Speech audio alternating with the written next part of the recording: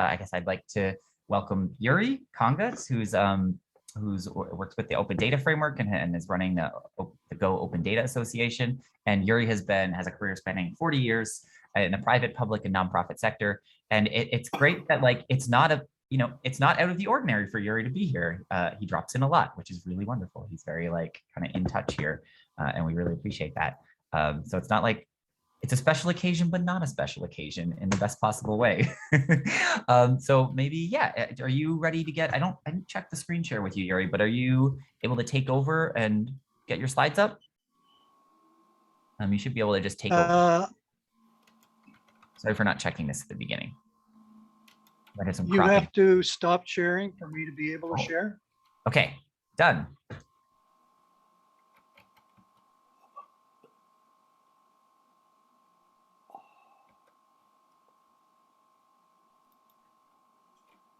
And without further ado, Yuri Konga. Sure. This is where I stall and lay on my arms. Maybe I can show everyone this kite in the background. This kite thing, this leaf. I don't know what it does. I have apartment sitting and I don't understand most of the things around me. I assume they're all cat toys. Great. Okay. Thanks, Yuri. It's all yours. Okay, are you seeing my screen share? Mm-hmm. Yeah. Yeah. Okay, perfect. So thanks very much for inviting me. And I'm a little under the weather, so if I run out of steam near the end, you'll understand why. The other thing that sometimes happens is that my satellite ISP sometimes runs at the speed of a dial-up. So let me know if my audio goes, okay?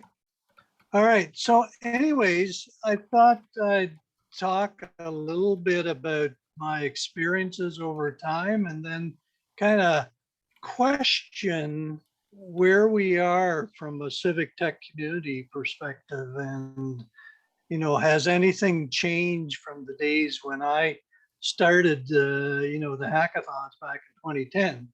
So the first thing I wanted to do was just kind of go over, my personal data-related timeline to put things in perspective, provide some context. Now, this goes back to the 1970s when I started working full-time, and it was punch cards and IBM mainframes was my data creation and data processing environments in the private sector. Looking into the 80s, moved into scenario where electronic data collection in the field was happening. Geospatial or GIS data was hitting the mainstream. And GIS technology itself took off around 1983, I think, when Esri came into being with Jack Dangermond. Moving into the 1990s and 2000s, a lot of people were kind of hammering away at data standards, and unfortunately, some of that was driven by the individual vendors. So it was, you buy my software and the standards is what my standards are, which was problematic. Data sharing started, and there was, looking at the need for application integration, not kind of silos of applications per se. The 2000s and 2010s kind of thing, we moved more into common data sharing, and I'll explain. An example is working with GeoConnections, which is National Resources Canada. They set up, in conjunction with TBS Canada, some data sharing agreements. Initially, they were a little stupid because it was, here's a license for one data set for one purpose. But then it broadened out to being data set open for whatever purposes you wanted as an organization, but still wasn't open data. But then we did move into open data in the late, starting with the principles back in 2008 and starting with the G4 here in Canada around 2009 and 10. And looking at, focusing on the importance of access and privacy policies, like in Ontario with Dr. Ann Kavukian, there was the privacy by design and access by design principles that they had put out. So moving ahead then to 2010 and 2020s, there was much more open data. It became kind of commonplace, although we still have many public sector organizations that do not provide open data. However, I think some of the things that we're moving forward with in the 2020s is looking at federated data among all levels of government and nonprofits and hopefully some private sectors. And also looking at linked and interoperable data because we don't have that yet. It's a dream that will happen sooner rather than later. But these things take time when you've got a lot of players involved. So that's kind of my context for the data. And so my thinking around calling life as data is pretty simple. I'm not doing a deep dive here. When we look at all the different sources of information feeding into us or related to us as individuals, whether that's social media, whether that's transactions through sales, online or otherwise, all of the information that we find through, the smart home devices, and then the things that we see on the streets every day, the surveillance, and we absolutely don't know how far that surveillance goes and how much of that is used in terms of AI. So that's my thinking around, life as data. Then you flip it around and it's kind of data as life. So we've got all this raw data, but it's kind of useless just on its own unless you apply some processing to it. So examples is kind of like, digital twins where we look at our infrastructure in our cities and what does that look like in 3D digital form. There is the, our own personas around, who we are as viewed by the data that's aligned to us and the processing that big tech and other companies do around our personal data. We also have, great and simple things like graphs coming out of an Excel spreadsheet. And then with GIS and similar technologies, the creation of mapping to visualize what all this data is attempting to tell us. So again, I'm not doing a deep dive here, folks. The importance of data, an oversimplification is that almost everything on this planet has data related to it. Some of it is readily accessible. Some of it is not. The ability to discover what data actually exists is difficult at times, which is why the data federation becomes extremely important. So we can search for everything in one place. in the old days, they had something called data clearinghouses. And the data clearinghouse was really simply you start in one place, say at the national level, and they give you links to, say, the provincial levels, which then give you links to things at the municipal level. And for each of those, you have to do the search. Say you're interested in environmental data, you do a search on each of those websites. Well, you see, that doesn't work very well. So hoping the federated data is going to come along sooner rather than later. So with the importance of data, the organization Go Open Data Association puts on an annual conference every year. And this year's theme is Open Earth, Healthy Planet, and Healthy Humans. And there's a link there that you can follow. So the current state is seen through diverse open data, through this conference, including climate statistics, environmental status, energy consumption, natural assets, affordable housing data, food insecurity stats, and the list goes on and on. So what is it that we want to do with this data? Here, I've just entitled this Acting on Data. So, excuse me, we have 4 workshops that are going on, a week this Thursday, dealing with, a variety of topics, all dealing with data. One is looking at community well-being and the 211 service. Another is dealing with the green button, a new requirement for Ontario utilities. So we're looking at open energy and making data and analyses available to the general public, their own utility data and do some analysis on that.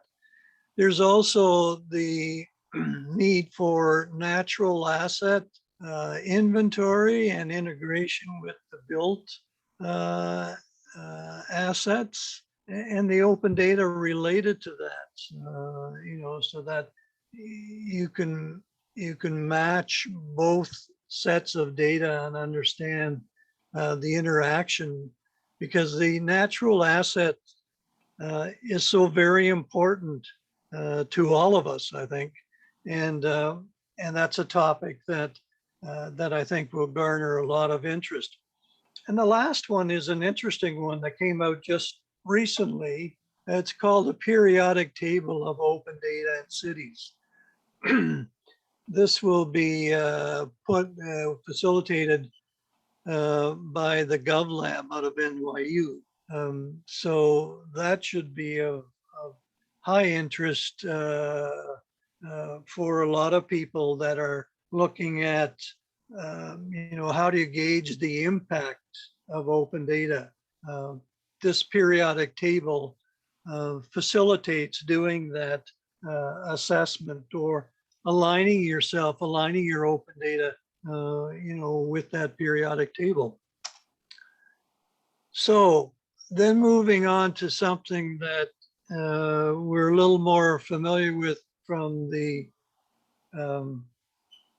acting on the data through hackathons, and Civic Tech is very much aligned with this. So I noted up there, my first experience with hackathons was the Random Hacks of Kindness, Hacking for Humanity. I don't know if any of you were involved back in those days, but Heather Leeson, who is now with the International Red Cross, I think she's in Switzerland. She was the one that led that. I have to tell you that individual absolutely inspired me to continue working in these hackathons, because it was just such a great feeling to accomplish something by the end, that I really appreciate what she's put into it. So, I mean, there's thousands of them across the globe. many themes, and often purpose-driven. And one of the things that I like is that the hackathons facilitate engaging the community, like Code Across, and I'm going to raise that as a question mark, Code Across 2022, because we haven't had one. We didn't have one last year, so it'd be nice to have one this year again. I think there's huge value in collaborating with new people, building relationships, understanding data and the gaps associated with that. And, you know, talking about collaborating with new people, I'm going to point to Gabe, who had undertaken an open data workshop, if you will, at CSI. And that's where I met Bianca, which was equally awesome. And we've been together ever since. So, you know, kudos to you folks for doing that. But that's what I mean. I mean, being able to be collegial with, you know, within a community is just amazing. So some of the questions I have around hackathons, do they work? Because quite often, many of the hacks that I've been to, great projects, great energy, we get to the end of the day, do a presentation, and then the next day it's gone, you know, like it doesn't go anywhere. The other thing that I wonder about, some people tell me, well, I'm not interested unless there's a prize at the end of the day. I'm concerned if that's the only thing that motivates people, but you know, for some it's important. But you know, I'd like to think that that hackathons have much more value from a connectivity point of view and personal interaction than just money. And I guess the other question is there an alternative to hackathons? We keep having them. Should we keep having them? Is there another way to approach this that works better? Do we all, you know, do a big, you know, virtual contribution to a GitHub project, you know, over a period of a couple of hours? I don't know. Just something to think about. And for our conference this year, it's happening on Saturday, the 23rd, and it's free to attend. So you can just have to register for it. So far, we have the following kind of pitches: an open energy hackathon, 211 unmet service needs, managing natural and built infrastructures, and creating story maps for making nature matter. Data as life and civic tech. If you take a close look at this picture, you may be in it. This was, we collaborated with Civic Tech TO for the Good 2019 Hackathon. So that was a great group, and there were a lot of good things that came out of that. I'm just not sure how many of them continued over time. So when we look at Civic Tech, I use a couple of instances. Obviously, you folks. DataKind is, I think, was a model for a lot of Civic Tech organizations to get up and running, and they've been at it for over a decade. Data for Good, I think, is another one that came out of those principles. And there's some great work that they're doing individually, but not necessarily collectively. And Code for Canada, obviously, Gabe, you know something about that. It's a great organization, and we hope that it continues forever. But as I said to the current executive director, there's other things you should be doing. So there's lots of opportunities with all organizations to be better than they currently are, and that certainly includes ours as well. So I've got I'm more questioning or questions rather than stating, what the current kind of civic tech and ecosystem or environment is.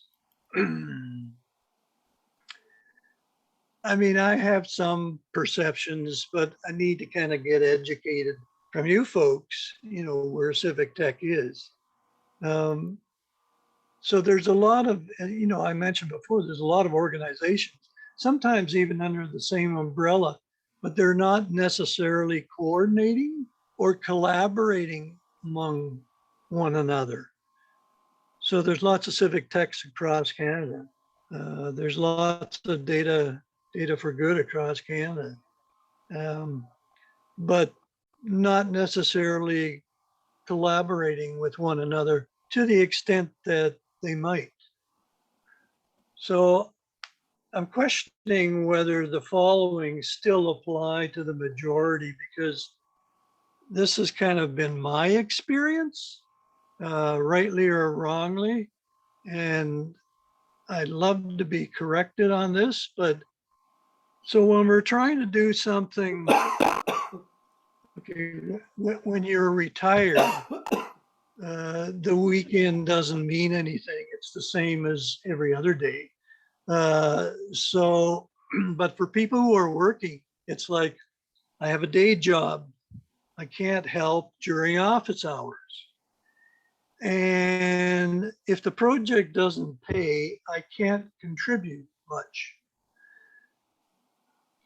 I'm in it for interest, not for getting heavily involved. Okay, so that's some of my personal perceptions of what civic tech has been like from my experience. And I'm hoping that you can correct me if some of those are way off base.